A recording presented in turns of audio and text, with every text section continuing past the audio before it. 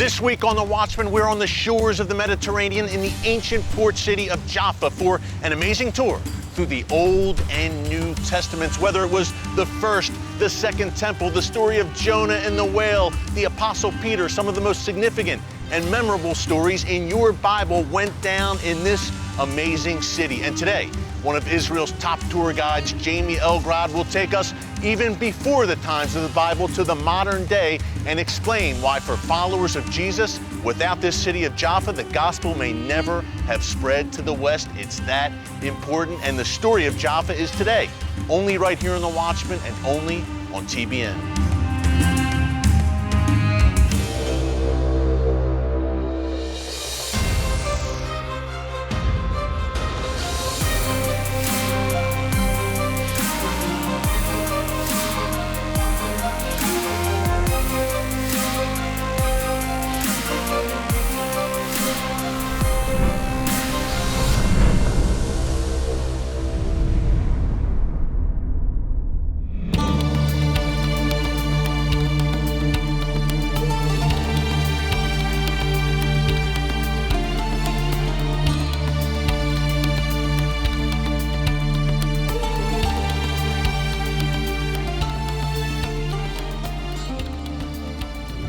Jamie, my friend, we meet again here in the land of Israel. Great to have you back here on The Watchman Show. Great being with you once again, Eric. Yeah, my friend. And look, what a great place to be. A beautiful place, obviously.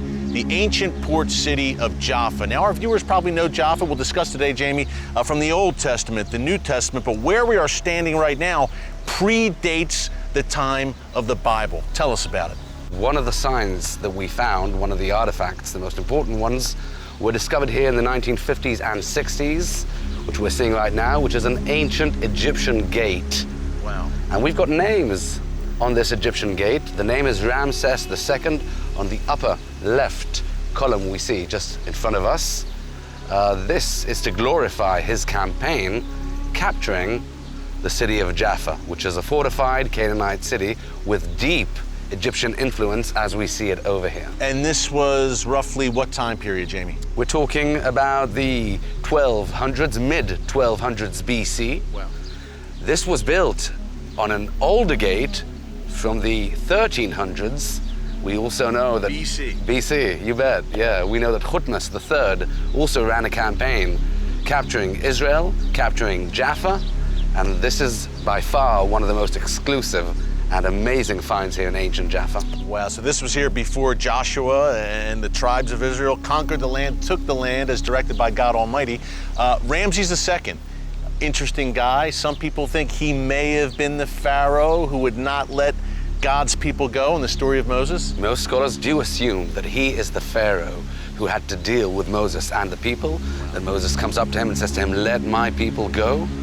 And some of them will also claim that that's the reason why he went out to that campaign, capturing Jaffa as one of the cities here in the land of Israel. Wow, Jamie, very interesting. It shows you how far that Egyptian influence spread. This was a powerful empire during the time of Moses, which makes the parting of the Red Sea even more amazing. Okay, so we're here, obviously a crucial port city. Tell us about that, how Jaffa was an entryway throughout history, has been an entryway, an entry point into the land of Israel. Well, as we know, we're stationed in the middle or in between two great empires, the Southern Empire, Egypt, where the Nile, the Great Nile is, and the Northern Empire, all the way up to Damascus, Lebanon, etc., Assyria, Babylonia, where the two great rivers are, and this would have been the gateway between those two empires. We've got to remember another thing, that back in those days, if people wanted to travel on a boat, they did not have navigating equipment. They used to travel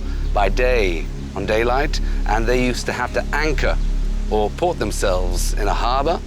No lighthouses in those days. No lighthouses in those days. Back then, the Phoenicians were the first ones to invent navigating by the stars, and that's a little bit later, after the Egyptians controlled this area, the port of Jaffa. We are on a high hill, relatively to the area surrounding us. We have on the west, we have the Mediterranean Sea. To our north and east, we have the Yarkon River, as mentioned in the book of Joshua, the borders of the tribe of Dan. And on the other side, you you would have massive walls built over here to fortify this natural fortified hill. Wow, so very, very well fortified, very strategic, a strategic place to control in those times was the city of Jaffa. So we had the Egyptian presence here, Jamie. Let's kind of walk up to the biblical era of Jaffa, one of the oldest cities in the world, by the way, if I'm not mistaken. We're standing here right now. Wow. What comes next? You mentioned the tribe of Dan and how this is right next to their territory as mandated in the Bible. Take us up to that period. Well, Joshua, son of Nun, will bring in the tribes of Israel through the Jordan Valley. They will capture Jericho, and now each tribe is on their own, and they're supposed to capture their city. Dan failed, apparently, to capture this part of his land. Jaffa was never under Jewish sovereignty until the days of the Maccabees, when Judah the Hammer and his brother Simon captured from the Hellenistic leadership that was here controlling Jaffa. They're the ones who captured Jaffa, and ever since we've had regular Jews or Jewish settlement over here. This was a very, very difficult city to capture. Finally, the Maccabees captured it, but many, many significant biblical figures and stories, Jamie, from the Old and New Testaments, and I guess that's the real important thing today, the who's. Who was here in Jaffa, right? Well, the who's, Eric, are the big story over here in Jaffa, and that's exactly what we want to talk about today. Let's go do it. Let's go. Jamie, now it gets really interesting. We're going to get into the nitty-gritty of the Old Testament and how Jaffa became a gateway to Jerusalem. First of all, what a view right here. Beautiful view of the Mediterranean. Now, as we said, Jaffa became such a strategic entry point on the road up to Jerusalem. Tell us how it happened. Well, it happens with the years, or in the years of Hiram, king of Tyre, who sent... Just north of here in Lebanon. North near where Lebanon. Lebanon is, that is the biblical name. Tyre is the biblical name of Lebanon, which is up north where we are. And apparently, Hiram, king of Tyre, continues the same relationship that he had with King Solomon's father, King David, when he sent King David, according to Samuel chapter 5, when he sent him cedar trees, he built him a house at the city of David up in Jerusalem. He continued that relationship with Shlomo, with Solomon, sending him cedar trees to build up the temple. And if you don't mind, to build the first temple. To build the first temple, and I'd love to read this out from the Bible. Please. Well, we open 2 Chronicles chapter 2, number 16. And we will cut wood out of Lebanon as much as thou shalt need, and we will bring it into thee in floats by sea to Joppa, the biblical name of Jaffa, and thou shalt carry it up to Jerusalem. And they would land over here in the port of Jaffa, and they will take the cedar trees all the way up east to Jerusalem to build that temple built by Solomon. Jamie, incredible. From Tyre down here to Joppa and up to Jerusalem. Wow, we're standing there right now.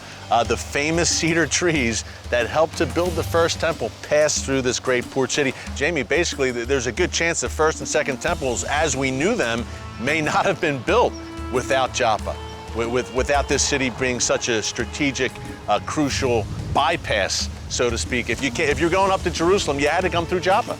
You had to. That was the gateway. We learned that from the Bible again and again. It continued being the gateway to Jerusalem throughout history, even up until the Zionist immigration that started and began here in the late 1800s, leading the Jews to Israel and to Jerusalem. Which we will talk about, but we're talking right now, Jamie, about things coming into Israel through Joppa. Or out. Or out. Tell us about Jonah, the prophet Jonah, and his role here in Joppa. One of my children's favorite stories, Jonah and the whale. This was where it happened. This is where Jonah tried to flee from the Lord. He tried to flee from the Lord and from his mission. He didn't really succeed doing that. But yes, according to the Bible, the book of Jonah, he left to Tarsus from Jaffa. And if we open the book of Jonah, we will read these words once again. Jonah 1, chapter 1. Now the word of the Lord came unto Jonah, the son of Amittai, saying, Arise, go to Nineveh, that great city, and cry against it, for their wickedness is come up before me.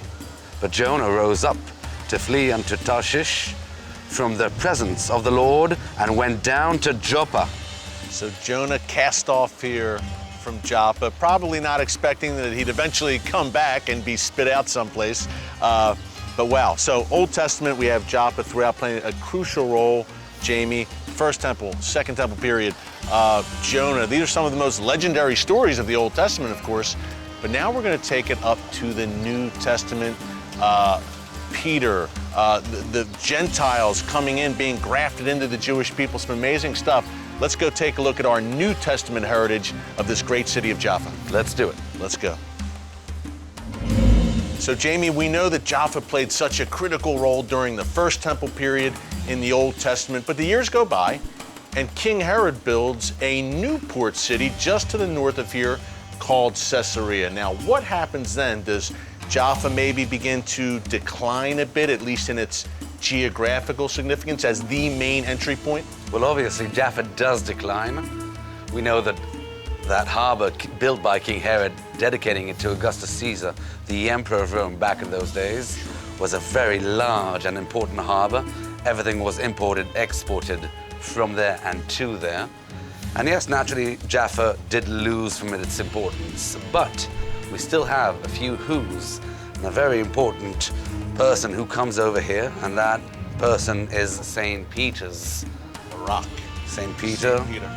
The Rock. So may have declined, Petros, of course, may have declined geographically, Jamie, but biblically, this was still quite a hot spot, as you're about to explain to us. Take us now to St. Peter, who you mentioned, and the New Testament role of Jaffa. We'll do that. Let's go. Let's do it. Coming up, we visit the place where the Apostle Peter received one of the most important revelations of the New Testament. Stay with us as we continue our tour of the ancient port city of Jaffa. An exciting new day has dawned for Christians United for Israel. After more than 10 years on the front lines fighting for Israel, now we have allies in the White House. Guided by his Christian faith, Vice President Pence has been a lifelong supporter of Israel. This support was intensified after his trip to Israel with CUFI, when he was the governor of Indiana. And now, we are excited to announce that Vice President Mike Pence will be our keynote speaker at this year's CUFI Washington, D.C. Summit. Don't miss this historic event. You can register right now for only $75 using the special discount code Watchman. We have operators waiting to receive your calls at 210-477-4714. Or you can register online at www.cufi.org/summit. We hope you join us with Pastor Hagee and Vice President Mike Pence at the CUFI Summit.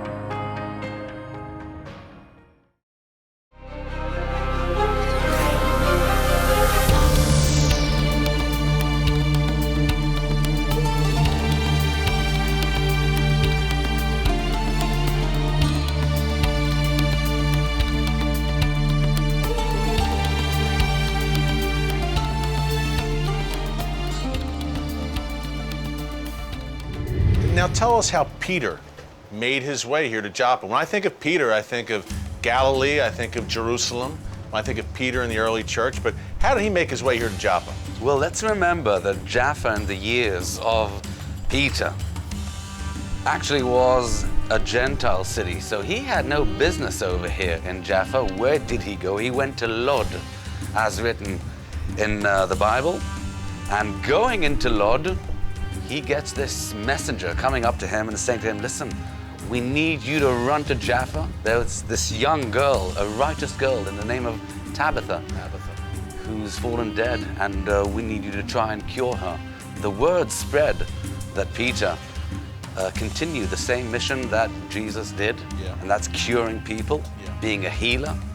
He did that before coming to Lod. He did that in Jerusalem when he healed quite a few people. So the word came out, and he was called over here into Jaffa, and he apparently ends up in the house of Simon the Tanner, which we're heading to right now. And Eric, we just made it to the house of Simon the Tanner, as some people believe. This is it. Let's go. This is it.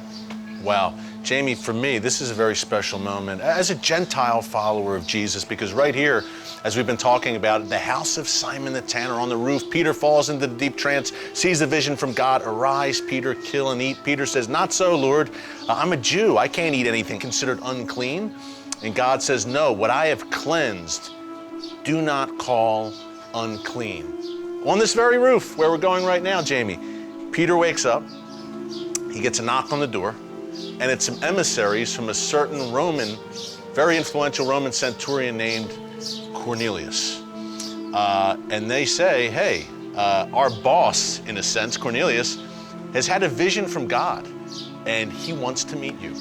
So what happens next? Now Peter goes up to Caesarea, he meets Cornelius, and he sees that, okay, now the Gentiles, we're allowed to take the gospel to the Gentile world. For me, Jamie, I mentioned this is very special because I quite literally would not be standing here as a Gentile follower of Jesus if this never happened. If Peter didn't have that vision, there's a good chance that, look, Christianity would have never spread from the shores of the land of Israel elsewhere.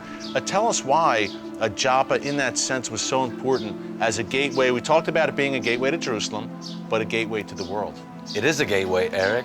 It's the gateway to Jerusalem. It's a gateway from Egypt to Mesopotamia up north, to that northern empire, the Via Maris, the international ancient way. But it's also a gateway out.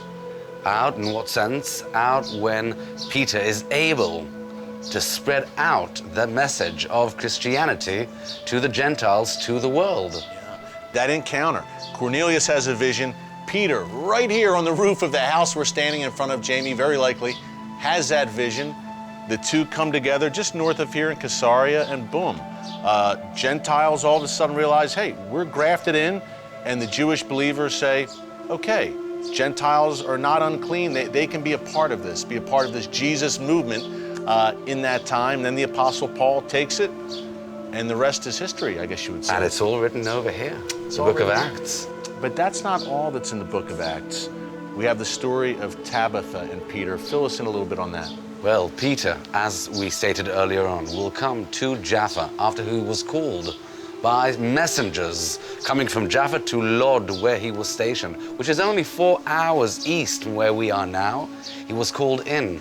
As we said before, he was known to perform miracles. And there was a crisis here. There was a crisis. We had a young, righteous girl in the name of Tabitha on the roof of Simon the tanner, as believed, and he will walk up and he will rise her from the dead. If you don't mind, I'd love to read that verse, that description there. Please, the book of Acts. In your beautiful Bible here. And at the time, the Bible says here in the book of Acts, Jamie, chapter 9, verses 30 to 43, the Bible talks about there being great distress here. Tabitha was just a great woman of God, as you said, just loved and respected among all the followers of Jesus here in Jaffa. She died unexpectedly.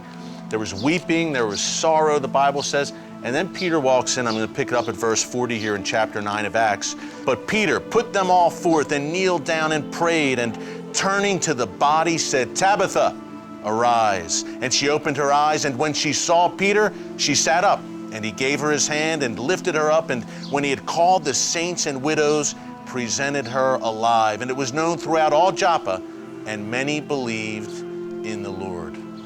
Amazing stuff. Right here in front of us, and we're standing here now. So, but it doesn't end over here.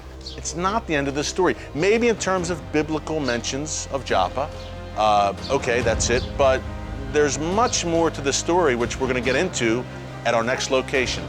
Let's do it. Take us there, my friend. I've just returned from Washington, D.C., where I had the honor of meeting with the President and Vice President of the United States of America. God has given Christians United for Israel unprecedented favor with our national leaders, and I fully expect to see God use CUFI in a supernatural way to protect the state of Israel and the Jewish people in the years to come. We need every CUFI member to come to Washington, D.C. for the summit on July 17th and 18th. This summit is going to be one for the history books. You can register right now for only $75, and our operators are standing by to assist you with making reservations. For Zion's sake, come to Washington, D.C. and help CUFI help the President defend Israel.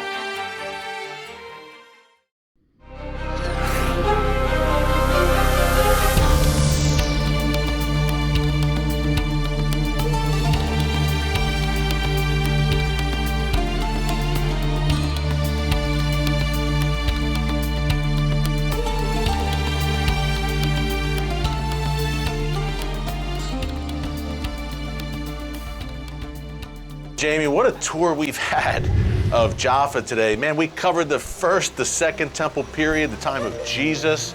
But as you said earlier, that was not the end of the story. What came next here in Jaffa? What's the end of the story? What became of the Jewish people in Jaffa after the time of Jesus? First of all, Eric, welcome to the port of Jaffa.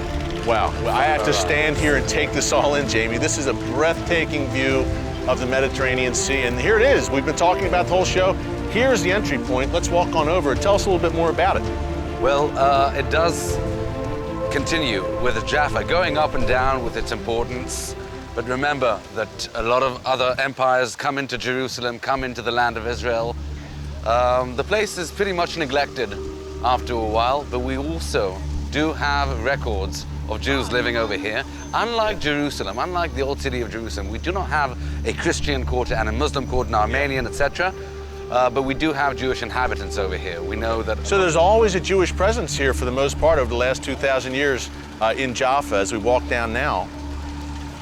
Yes, but let's pack it with what happens towards the end.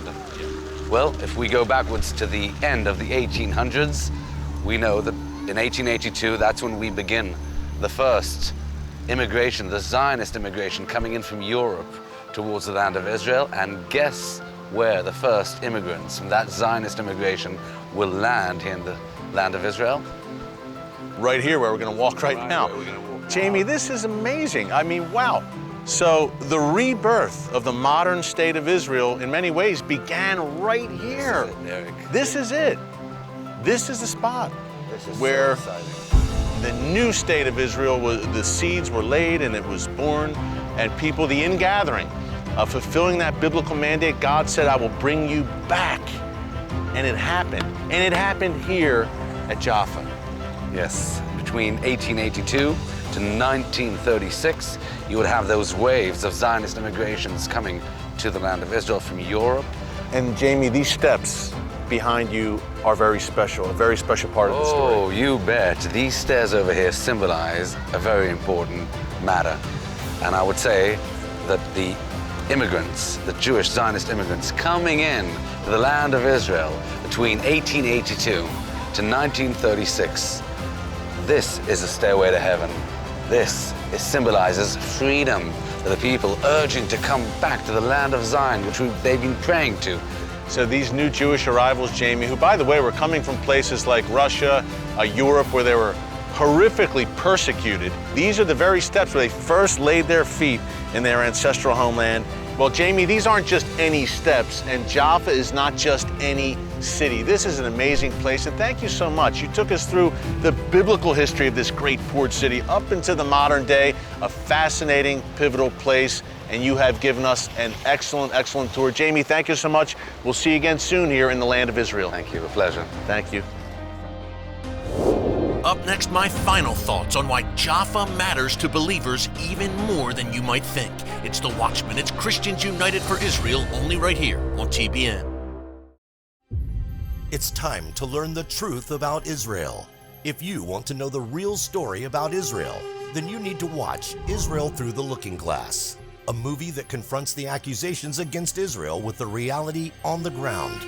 Witness with your own eyes and ears the contrast between Israel's accusers and the true stories you've never heard. How far away are we now from Gaza? From this point to the border, less than a mile. 28,000 rockets? Rocket in 12 years. Israeli Arabs have the same, by law, civic rights that any other citizen of the State of Israel has. Call the number on your screen right now or visit the website and order your free DVD of Israel Through the Looking Glass. This is what your teachers tell you, right? Teachers, yeah? Israel needs you to know the truth because the truth is our greatest weapon. Find out what you need to know so you can stand up and speak out for Zion's sake. The DVD is absolutely free. Order right now.